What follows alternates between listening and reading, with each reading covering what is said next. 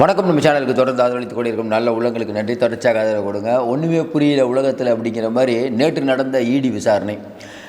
அப்போ எல்லா ஆயுதங்களையும் இன்றைக்கி தமிழக அரசு உபயோகப்படுத்துது. குறிப்பாக நம்ம நேரு அவர்களை காப்பாற்றணும் அப்படின்ட்டு நேற்று நடந்த வழக்கில் என்ன சொல்லியிருக்காங்க. ஏன்னா பார்க்குற நிறைய பேருக்கு என்னங்க அது ஒன்றுமே நடக்காது போடுக்குது அப்படின்னு. இன்னொரு பக்கம் பார்த்தீங்கன்னா சுப்பிரமணிய சாமி மோடிக்கும் ஐயா ஸ்டாலினுக்கு ஒரு ரகசிய உறவு இருக்குது அப்படிங்கிற மாதிரி சொல்கிறாரு. என்ன நடந்து கொண்டு இருக்கிறது? இப்போ பார்த்துட்ருக்க மக்கள் பிஜேபியாக கூட இருங்க, இல்லை திமுக யாராக இருந்தாலும் எல்லாருக்கும் திமுக காரங்களை விட்டுருங்க. அவங்க என்னென்னா எல்லா ஆட்சியிலையும் ஊழல் நடக்குதுப்பா, அவங்களுக்கு ஊழல்னு தெரியும், பட் அதை திமுக தான் வரணுங்கிற அந்த மைண்ட் செட்டில் இருப்பாங்க.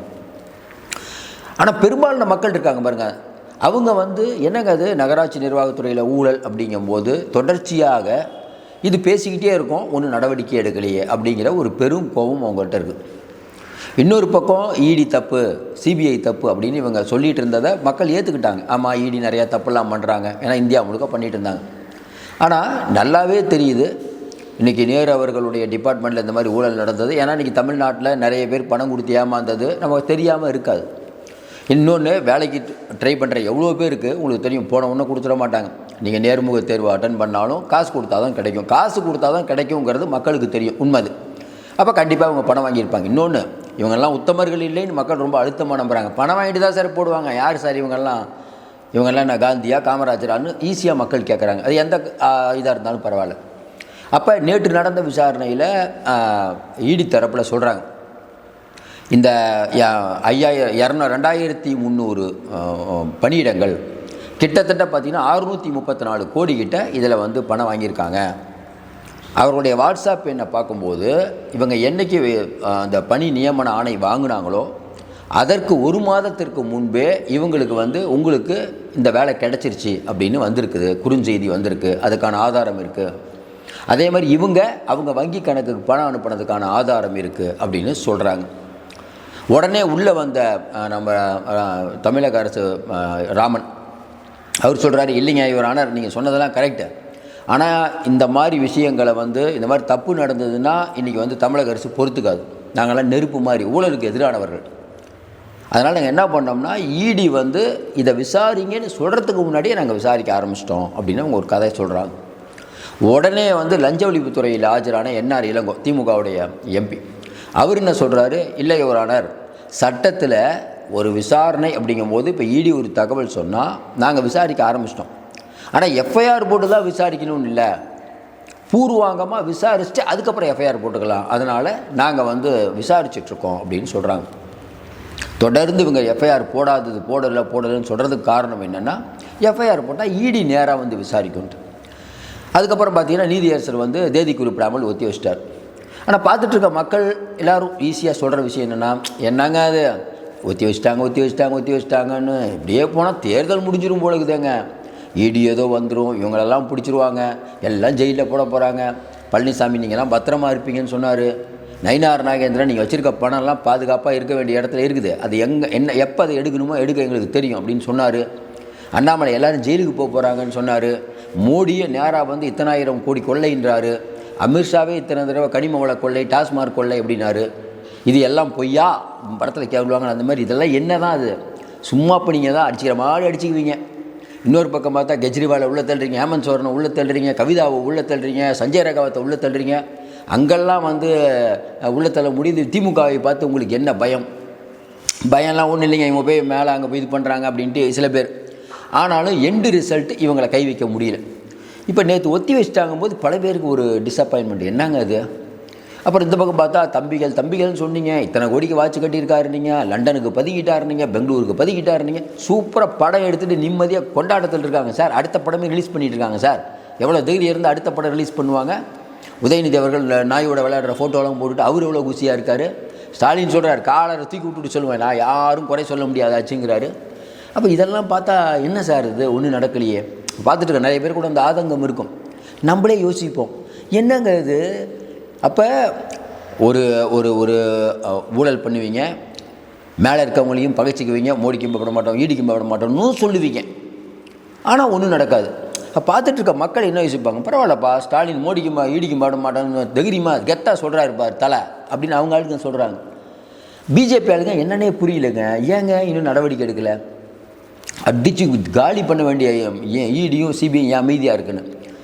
இப்போ நான் ஒன்று சொல்லுவேன் தான், இப்போ இந்தியா முழுக்க வந்து பிஜேபி என்ன பண்ணுச்சோ அதை கண்டிப்பாக பண்ணு நான் உறுதியாக நம்புறேன். இவங்களெல்லாம் அவ்வளோ சீக்கிரம்லாம் விட்டுறவே மாட்டாங்க. அப்படி விட்டுட்டு இப்போ ஒரு வேளை வந்து நேரு அவர்கள் மேலேயோ ஏவாவேலு அவர்கள் மேலேயோ இவங்க வீட்டில் இவங்களெல்லாம் விட்டுட்டு செந்தில் பாலாஜி தியாகி இவங்களெல்லாம் விட்டுட்டு நீங்கள் தேர்தலை நடத்துனீங்கன்னா கண்டிப்பாக பிஜேபிக்கு அது வந்து பேக் ஃபயர் ஆகும். நீங்கள் பார்த்துட்ருக்கவங்க என்டிஏ அதிமுக ஆதரவாளர்னு நீங்கள் சொல்லுங்கள். பிஜேபி கூட அதிமுக எதுக்கு கூட்டணி வச்சது? பிஜேபிகிட்ட இருக்க ஓட்டு வங்கிக்காகவா? அவர்கள்ட்ட இருக்கக்கூடிய சிபிஐ, இடி, தேர்தல் ஆணையம், எல்லா பலம் இதானங்க காரணம். அப்போ சொன்ன வாக்கை காப்பாற்றணும்ல, இன்னும் காப்பாற்றாமல் இருக்குது. அப்படிங்கும்போது பிஜேபி என்ன நினைக்குது? மக்கள் யோசிப்பாங்களா யோசிக்க மாட்டாங்களா?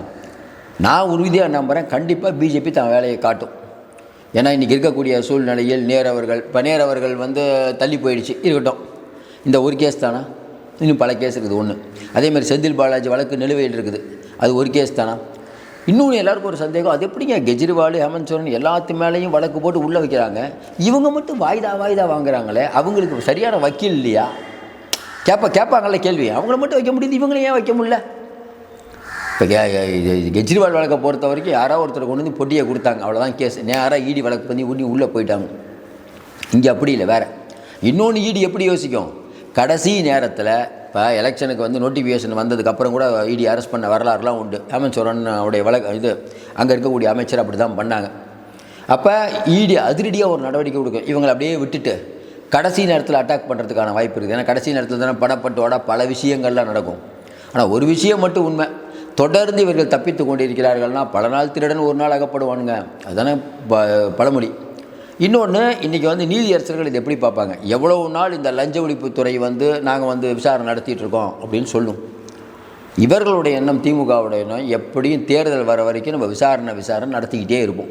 தேர்தலில் ஜெயிப்போம், ஜெயித்ததுக்கப்புறம் பிஜேபியோட கூட்டணியிலே அங்கே வகிப்போம். இன்னும் குறிப்பாக பார்த்தீங்கன்னா நேற்று வந்து இன்பதுரை அவர்கள் எழுப்பிய கேள்வி, ராஜ்யசபா அதிமுக, அது எப்படிங்க? நேற்று வந்து ராகுல் காந்தி வந்து பிரச்சனை பண்ணுறாரு, எதிர்க்கட்சி எம்பிகள்லாம் அமளிகள் பண்ணுறாங்க, எப்பயுமே முந்திரி கொட்ட மாதிரி அவையை தும்சம் பண்ணி, அது இந்த தேர்தல் நேரத்தில் பார்த்தீங்களா பிஜேபிக்கு எதிராக நாங்கள் தான் முன்னணியில் இருக்கோம் அப்படின்னு ரகலை விடுவாங்களே திமுக.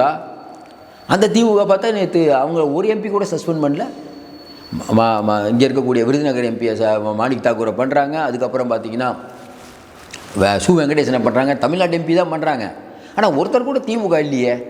அதே மாதிரி சாந்தி பில்லு மேலே வரும்போது திமுக அடக்கி வாசிக்குது. இதெல்லாம் பார்க்கும்போது இவங்க திமுக ரொம்ப சைலண்ட் ஆகிட்டாங்க, நல்ல மாதிரி நடந்துக்கிறது. ஐயா மோடி தயவுசெய்து என்னை விட்டுருங்க, நாங்கள் என்ன உங்கள்கிட்ட என்ன ஒன்றும் பிரச்சனை இல்லை, உங்கள் ஆளுங்க, நாங்கள் 22 எம்பி உங்களுது, எங்களெல்லாம் போய் அடிக்கிறீங்களே, உங்கள் வீரம் என்ன, பல மாநிலத்தில் போய் சண்டை போட்டு எங்களை போய் நீங்கள் அடிச்சிட்ருங்க, நாங்கள் ஒரு ஆளா கேட்பாங்க. கேட்டால் மோடிக்கும் விட மாட்டோம், ஈடிக்கும் விட மாட்டோம், தமிழ்நாட்டை தலைகுனியாக விட மாட்டோம். இதெல்லாம் டைலாக், இவங்க பேசுகிற டைலாக். கடந்த காலங்களில் இவர்கள் வெள்ளை குடித்து எல்லாம் தெரியும், மக்களுக்கு தெரியும், நான் ரொம்ப பேச வேணாம்னு நினைக்கிறேன். ஆனால் மக்கள்கிட்ட ஒரு பெரிய ஆதங்கம் இருக்குது. அப்படியே ஒருவேளை பிஜேபியே இவர்கள் மீது நடவடிக்கை எடுக்கவில்லை என்றாலும் நீங்கள் சொல்லுங்கள், மக்களுடைய கோபம் வந்து இவர்கள் மீது எல்லை மீறி இருக்குன்னு நான் சொல்கிறது உண்மையா இல்லையா?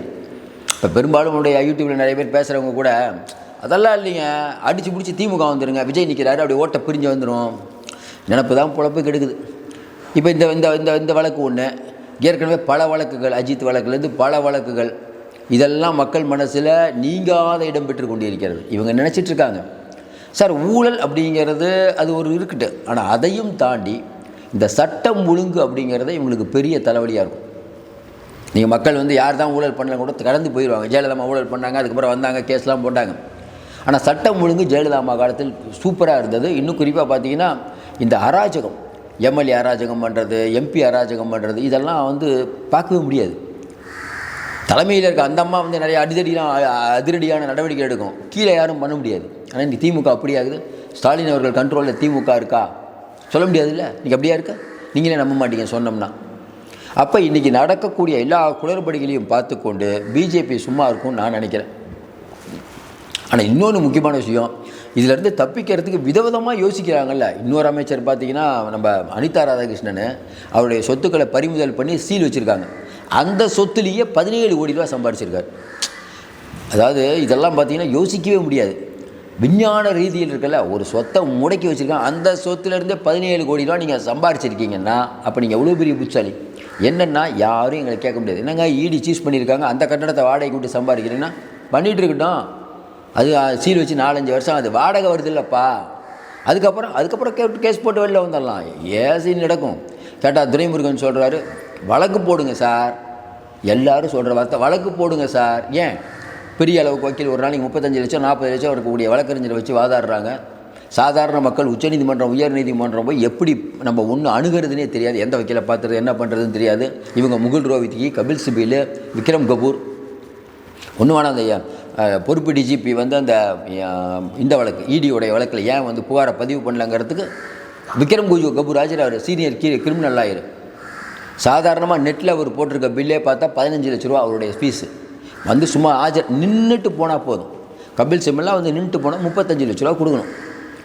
மக்களுடைய பணம் எவ்வளோ வீராகிறது. கேட்டால் தமிழ்நாட்டை தலைகுடிய விட மாட்டாங்கிறாங்க.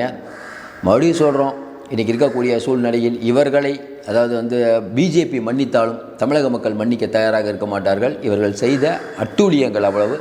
தொடர்ந்து பார்த்துட்ருக்க நீங்கள் உங்களுடைய கருத்துக்களை பதிவிடுங்க, தொடர்ந்து ஆதரவு கொடுங்கள். மீண்டும் சந்திப்போம். நன்றி, வணக்கம்.